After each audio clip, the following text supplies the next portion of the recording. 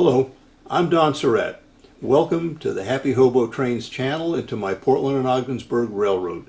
Today we are going to do an in-depth layout tour, which is a follow-up to our previous layout tour video, but this time we're going to look at it a little more closely and explain some of the design elements and operating features. Today we will be doing the lower deck, and we will be following this up with another video which will take us to the upper deck and to St. Johnsbury, North Walpole, and Crawford Notch. Thank you for watching, and I hope you enjoy. Please comment, and we'll look forward to seeing you in the next episode. Let's take a look at the tracks around the yard and the station, starting with the track furthest from the camera. I'm going to point out the tracks from back to front. The first track here is the lead track from the engine service facility, where engines get in and out from the roundhouse and fueling and so on. Then there are three tracks that go through the train shed, the main line that bypasses the train shed, and then an arrival and departure track primarily for freight. And then there are 5 body tracks for trains going to various destinations. In this case I have 4 staging tracks in my hidden staging, and each one of these builds a train to go to one of those staging tracks. The 5th track is to my switching area, which is South Portland, which is a local job. Then we come over to the next track in the light colored ballast. Here is the yard lead for the east yard and an arrival departure track combination, which is worked by a switcher at the far end. The switcher that you see here in the foreground is normally assigned to work the west end of the yard. There's 2 more local trains that originate from these tracks. A mountain division train makes up over here, an interchange train for Grand Trunk interchange, which is on the other side of the layout. We'll see that in a little while. And then 2 tracks over here for empties. And behind the freight yard, on the opposite side of the main line, we have the Rigby roundhouse and turntable.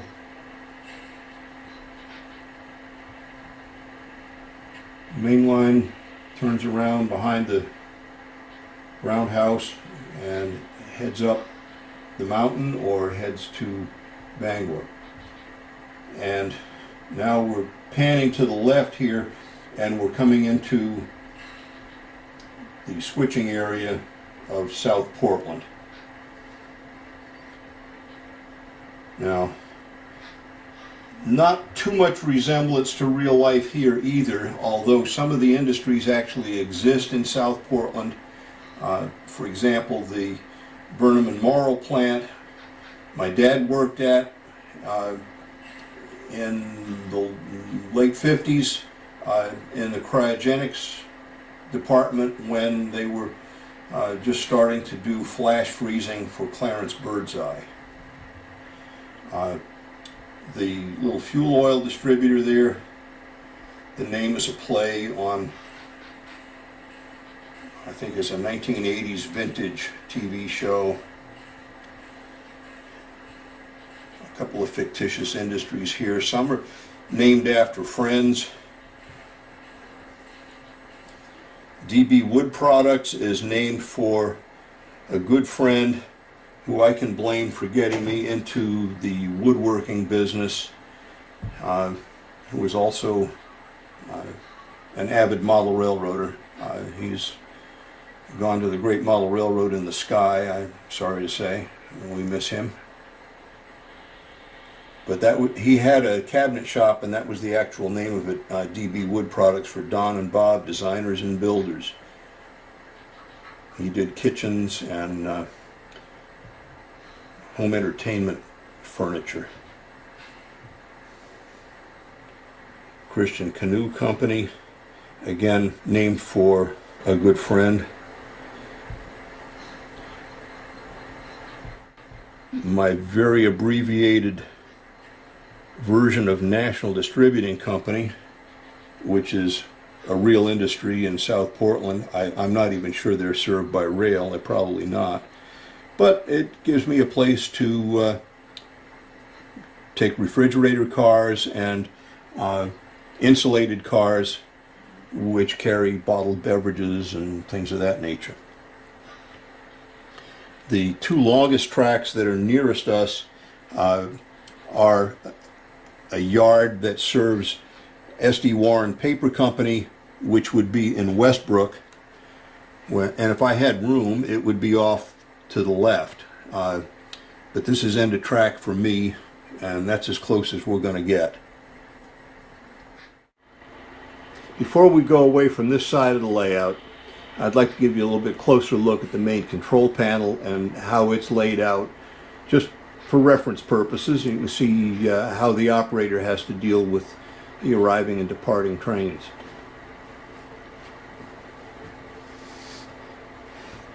The red and the black tracks on this panel represent the west and the east yards that we just talked about.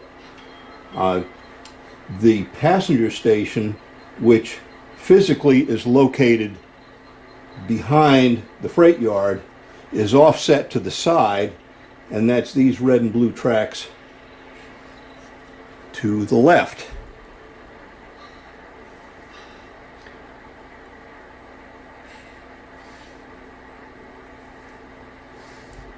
And to the left of that is controls for the South Portland switching area. As you can see, there's 7 separate tracks here, 7 separate industries. The blue represents the main line. The mountain division switches off over here and winds up going around the layout and coming up the helix. Command station is simply a Digitrax DCS51 Zephyr, one of the older models, not the oldest one, but it's like the second generation. There's also a DB150 booster that's located behind the meter. That's from, who is that from? American Design Distributors. And that shows track voltage and total amperage from the DB150. I use that one booster, runs the whole layout. Never had a problem with capacity. In fact, I don't think I've ever seen the amp meter go over about 2 amps. Most of the time it runs 1 amp or less. There's wired throttles over here for the local switchers. The throttle on the Zephyr itself is used for the staging trains, which are the staging tracks are shown here in blue. I have a group of relays and photo sensors that allow trains to go in there when it's set to auto stop. The sensors on the end of the track look at the fouling points of the switches, and sensors in the center of the track shows that the track is occupied. So when a train goes in, the logic on the relays says as long as neither of the fouling lights is on, but the occupied light is, the train is somewhere in that staging track and not fouling any switches, and it cuts the power. So this is handy because I have limited access to that area. I have to go out to the garage, get on a step ladder to get up to reach these things that are in enclosed cabinets on the back side of the wall behind the mountain scenery that you've seen behind me. And when it's time to take a train out, I key up the appropriate track, set the switch to through, which applies power, bypasses the automatic stop, dial up the appropriate locomotive number, and bring it out here. All of the trains that terminate or originate in staging are to or from this yard area here, which represents Rigby Yard in Portland. I'll add at this point that though I call it Rigby Yard, it bears little resemblance to the actual Rigby Yard, but serves that purpose schematically and operationally on this layout. And unfortunately, that's something that we're all forced to do to one extent or another. It's nice to take inspiration from the prototype when we can and be as accurate as we can, as much as we can.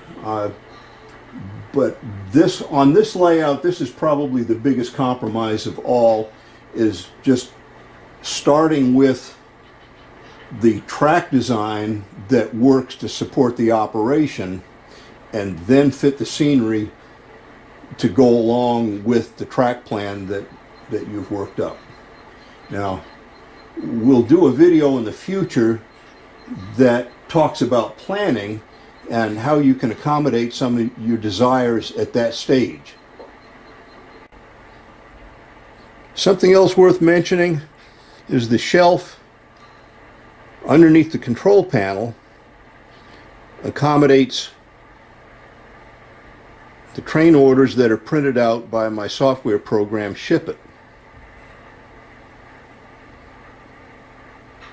And there's just barely enough room there when I overlap the pages to get all the trains that are making up in the yard laid out side by side. And below that, not much else here. There's a couple of power supplies down below. And directly behind me, when I'm facing the control panel, is what I'd like to call the brains of the operation, which is an old PC which I use to run Decoder Pro and also Ship It to create my train orders.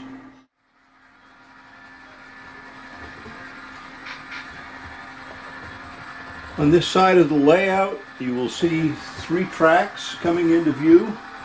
The track that the train is moving on now is the main line that goes either to the Mountain Division or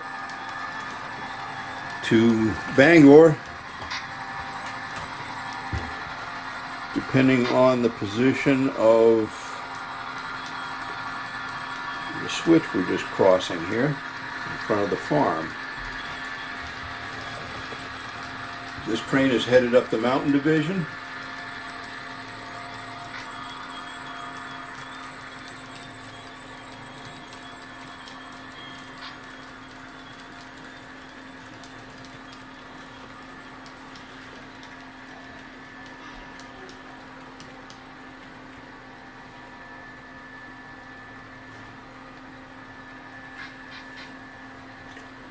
On the backdrop, there's an image that people from New Gloucester, Maine might recognize. That's the Opportunity Farm, home for boys in New Gloucester.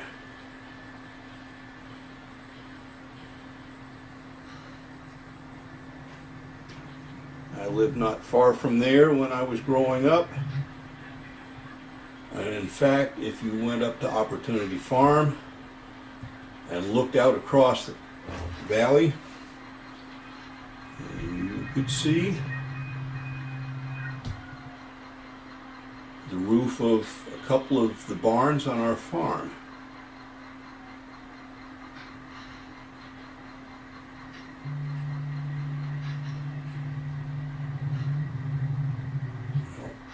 Like Tim Sample says, I guess if you're not from there, it's not that interesting.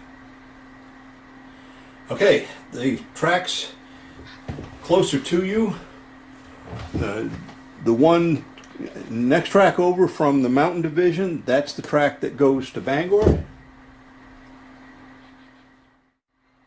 The inspiration for this oddly shaped building that sits partly suspended over the track and next to this steep hill is inspired by a an equally goofy looking building, sorry guys, but it is, in Bellows Falls, Vermont. That's a suggestion of another one of my modeler friends when I was trying to decide how to get track out from under this raised portion of my town, and he said, "Ever been to Bellows Falls?" And I said, "Hey, what an idea." Before we leave the lower deck completely, I'd like to point out another area that wasn't touched on in the first part.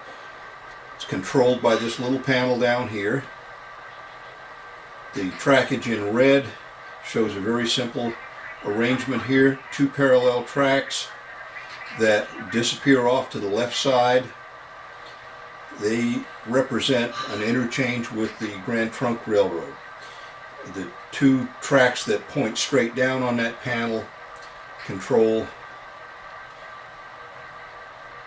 the area here along the waterfront area, which includes the Main State Pier Warehouse and the Portland Transfer Company.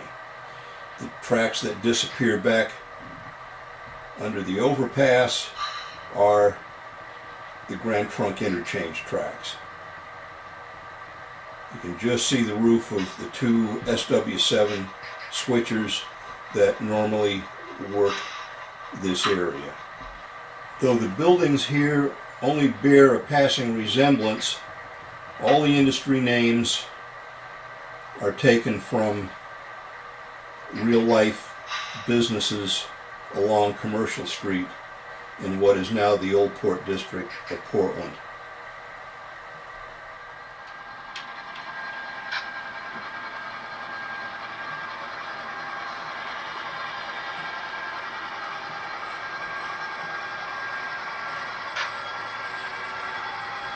Trains entering the Mountain Division through that tunnel portal we just saw begin a grade of just over 2%, or a quarter-inch rise per foot of travel, and return to view about 5 inches higher than where we started in Portland.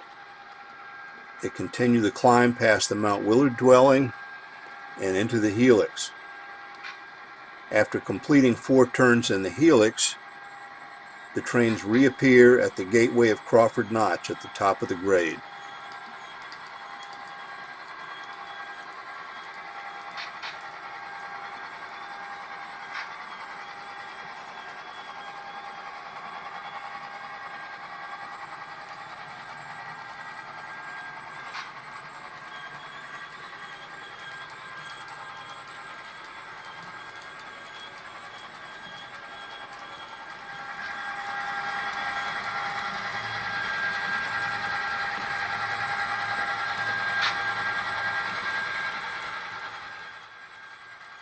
There is a pass track here at Crawford's, which will hold a 10-car train plus locomotive and caboose, as well as a siding for local freight.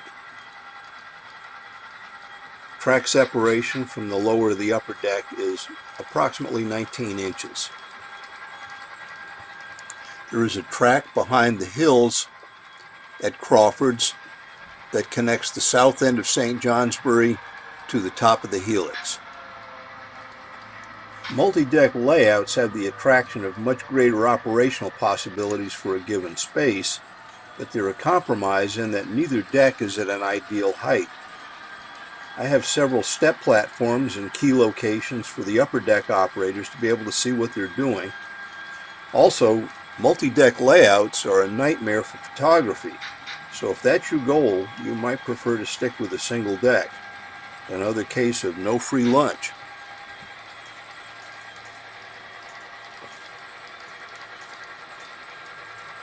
Here our train is passing the ball signal at Whitefield and has an easy run along level track, round through a cut and into the town of St. Johnsbury.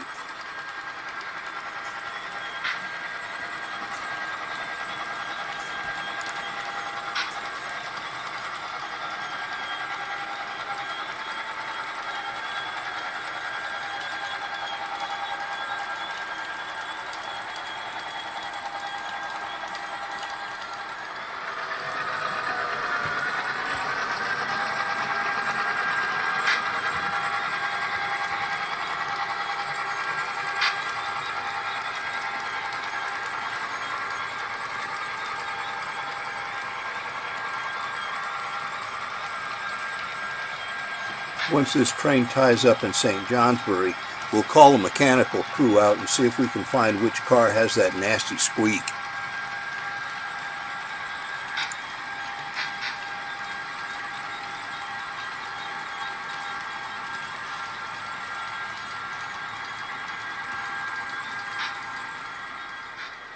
Now that we've arrived on the other side of the room, this is an opportunity for me to pan around a little bit, and you can see how the layout fits into the room. This is a peninsula that runs roughly 45-degree diagonal across the room from corner to corner.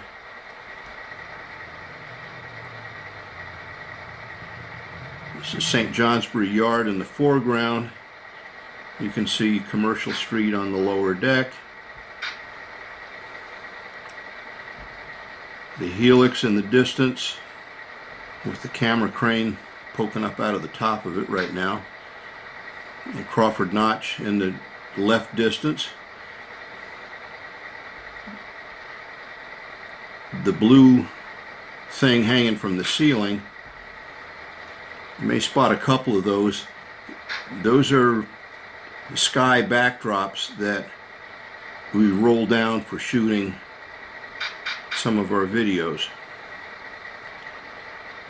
You see the two control panels in St. Johnsbury and the corner of the room. And if I pan around any more, I'll be in the shot because I'm standing on my workbench. And at this angle, you can see the waterfront area, the end of my workbench, and my removable seat that operators from or for St. Johnsbury and Commercial Street can use.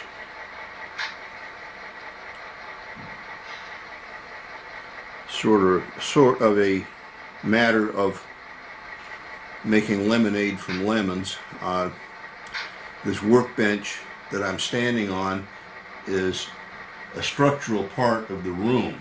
There's actually a walkway underneath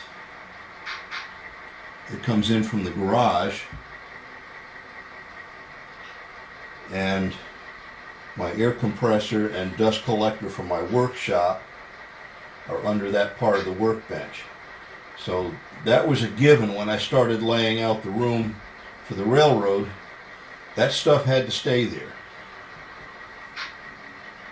This room that we're in used to be my wood shop, and I appropriated it for model railroad use, and the wood shop got moved to a 4-post automotive lift in the garage.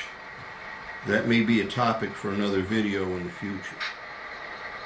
And again, from this angle at the top, you see another rolled up sky backdrop, and in the corner of the room behind this double-sided backdrop and mound of rockwork and hill is an access hatch, and on the other side of the backdrop is Crawford notch and the narrow shelf with Whitefield and the ball signal. But the main part of the layout on this side is the yard in St. Johnsbury, along with several industries here, which we'll cover in a little bit of detail. Something I'd like to point out at this time, and this pertains to pretty much the whole layout. If you look closely, you'll see uncoupling magnets, and next to all of the magnets everywhere on the layout, there's a marker. In the yards, I've used 2-color LEDs. When a certain track is lined, usually the light is amber, and when it's not lined, it's red. There's a couple of exceptions to that. On the main line, when the switches are lined for the main line, the dwarf signal there is green. In some of the industries where a dwarf signal would make even less sense, the uncoupling magnets are marked with light posts. Almost all the uncoupling points are marked in this way, with either a light post for the industries or with a dwarf signal in the yard. Rigby Yard in Portland is set up the same way. The location of the dwarf is primarily for the convenience of the operator, and the fact that they change color is just kind of a bonus extra. A closer look at the main panel in St. Johnsbury. You'll see a 5-track yard, the passenger main line in blue, the freight main or pass track, however you want to refer to it, in black.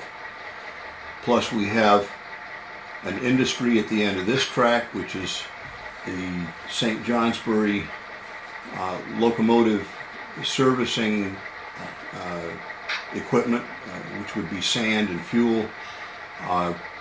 Siding for Allen Lumber, a siding for the ET and HKI, siding over here, which is Murray's Meat, which is a meat distributor, and a siding in here for Fairbanks Scales.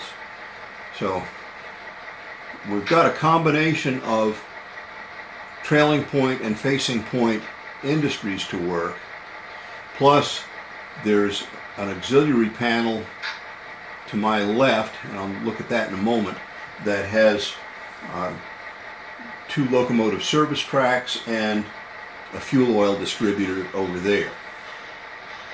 The green line over here goes over to the upper deck peninsula, headed straight away, pretty much straight away from the camera, which is North Walpole. That's the latest expansion on the layout, if you want to call it that. I didn't originally intend for that to be double-decked over there, but the temptation to have a place for steam locomotives was just overwhelming, and I decided I had to do it. Here's the little secondary panel that I mentioned, and you can see controls there for the tracks in green. This is an addition.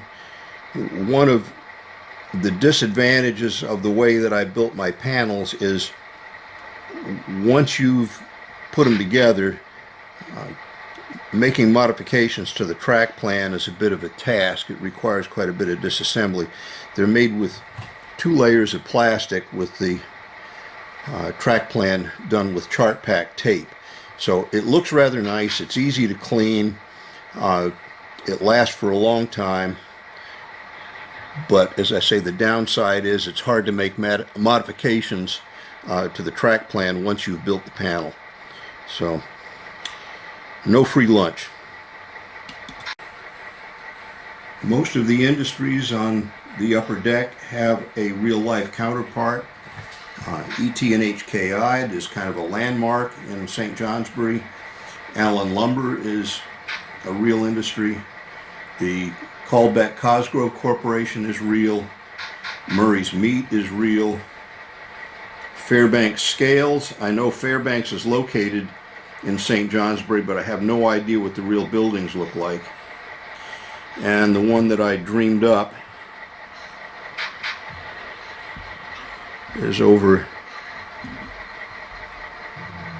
in the corner here. This was the addition that required the construction of the secondary panel. and that's the Northeast Kingdom Fuel. That industry is still under construction, so we'll take a closer look at that in the future after I do a little more work on it. Trains that come up from Portland will come in on that black track you saw on the control panel, cut the engines off, and they will then run around the train.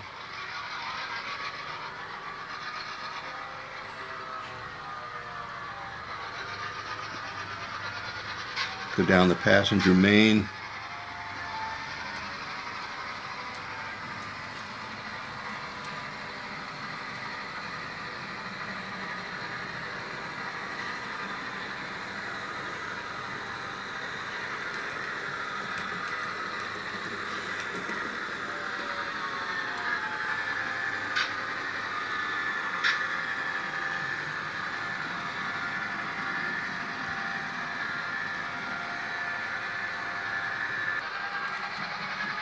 And they'll come in and couple on to the caboose.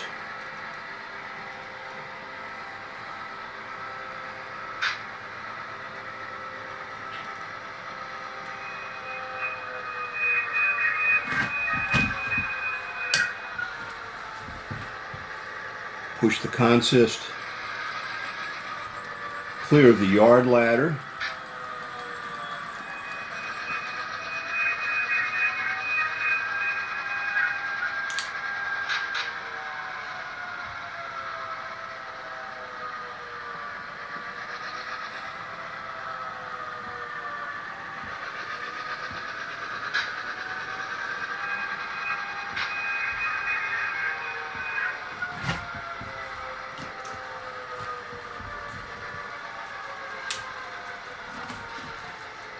And come in and pick up the outbound cars.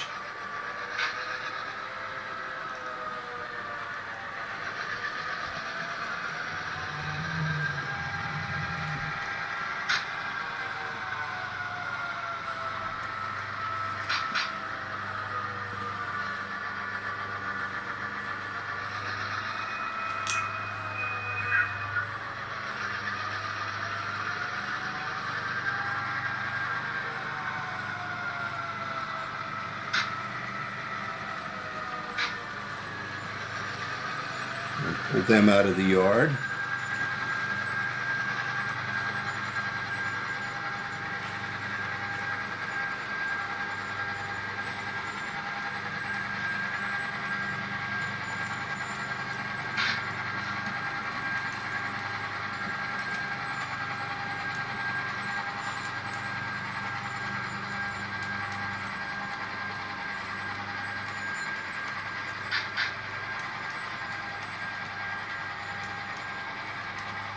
And once we're clear of the switch,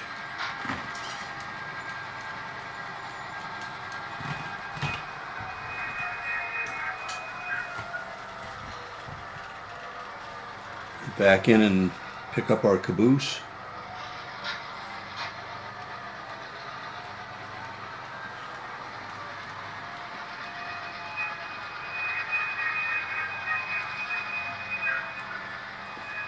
Now we have a choice.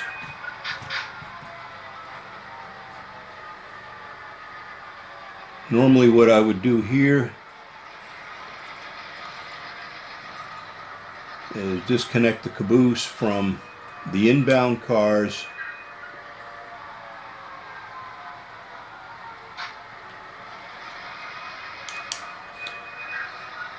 and the Portland bound train can be on its way.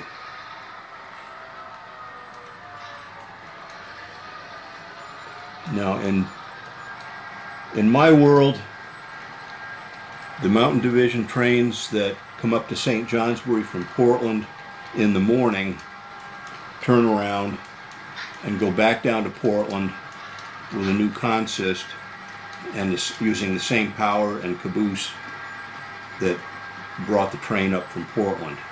The afternoon train, on the other hand, lays over in St. Johnsbury for the night and the crew that laid over in St. Johnsbury will take the afternoon down train using the power and the caboose that came up the previous day.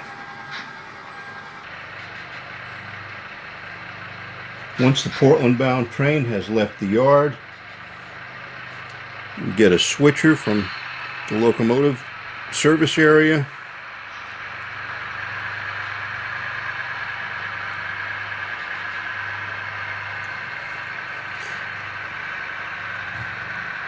And he will come out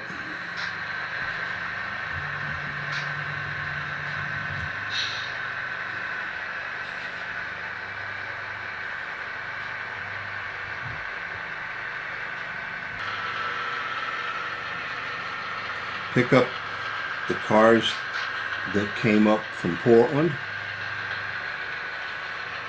and move them into the yard. One completely authentic aspect of this, to add a little variety to operation, the St. J and LC, the Boston and Maine, and the Canadian Pacific shared yard duties in this yard, so we've got a choice of 3 different road names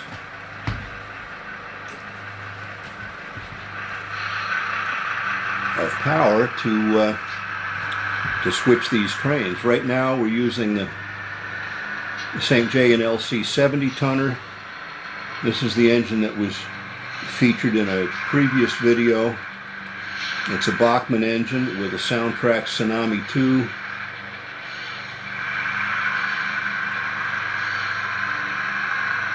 And I found this to be a really delightful little engine to use.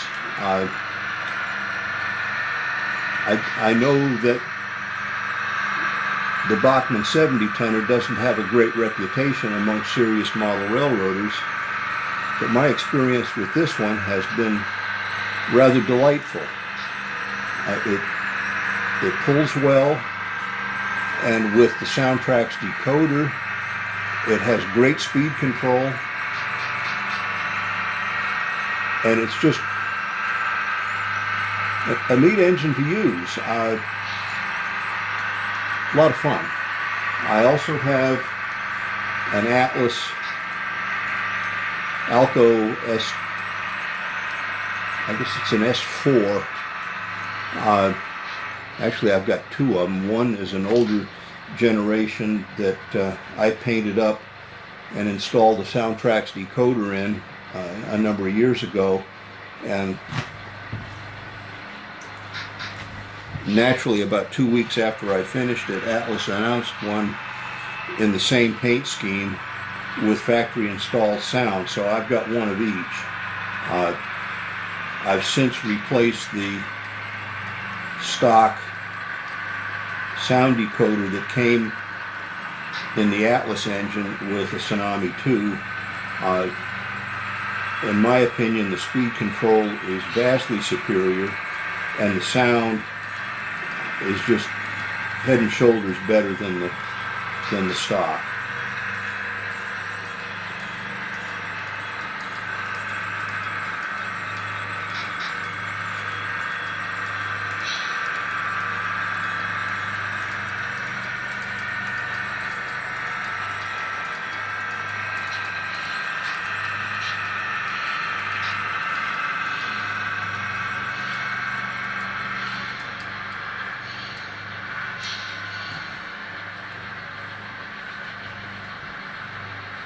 There's a local switching job that originates in St. Johnsbury. Runs over to North Walpole. And let's see if I can pan over there and give you some idea where this goes. We run down that track that we called the freight main. And it's the track that branches off to the right and winds up.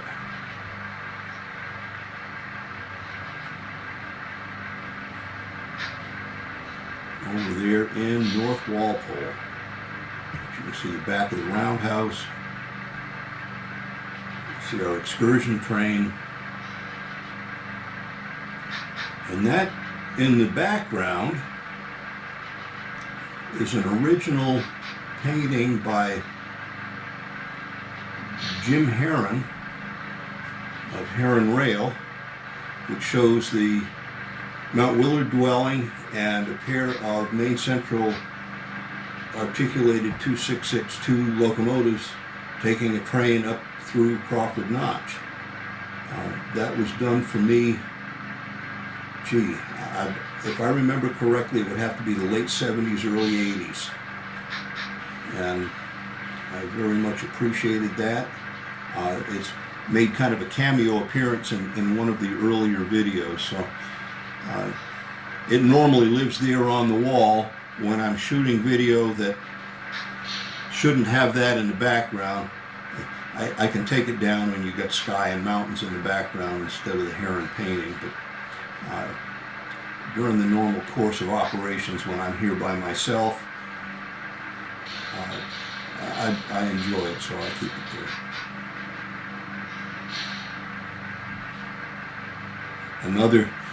Another little tidbit that doesn't mean anything was a suggestion by my brother when he spotted the VW buses on the layout. I think I've got two of those mini metals. He says if you want this to really be realistic, you've got to have a half a dozen cars stacked up behind it trying to get around. He says if you ever encounter those on the roads in New England, that they always seem to be holding up traffic. So that's why the bumper-to-bumper traffic going up the hill behind the bus.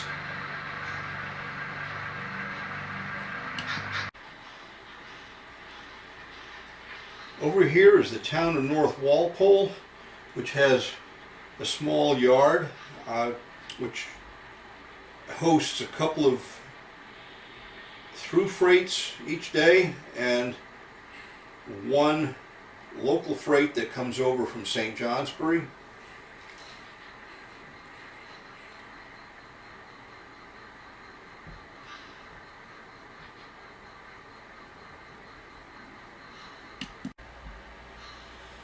It's really rather squished in here to take advantage of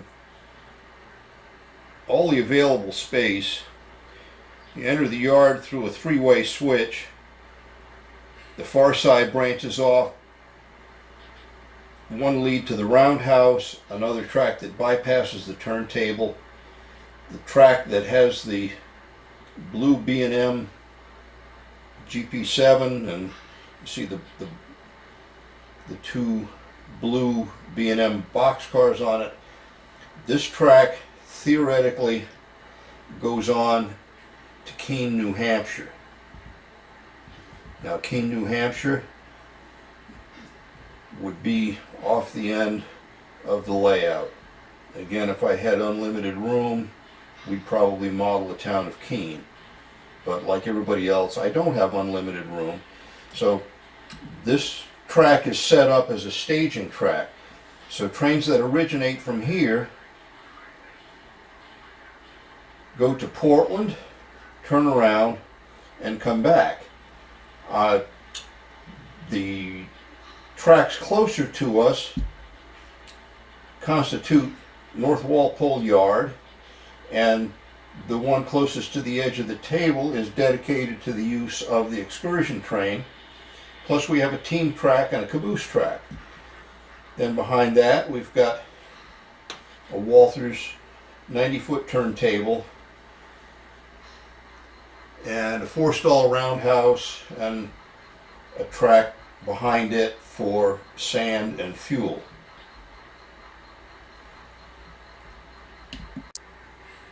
The track plan shows reasonably well here on the little panel. The three green tracks are the excursion train track, the team track, the caboose track. The black ones constitute the main line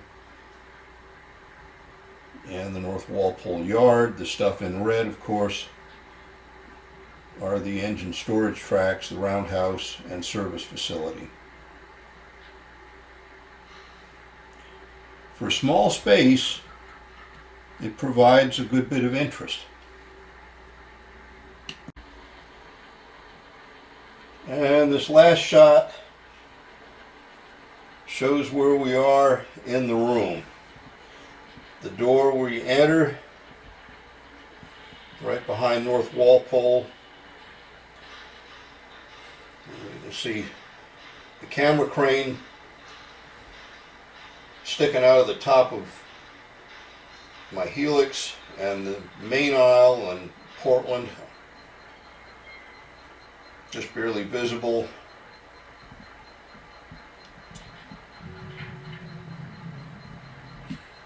Crawford Notch Station in the distance, with Mount Washington behind,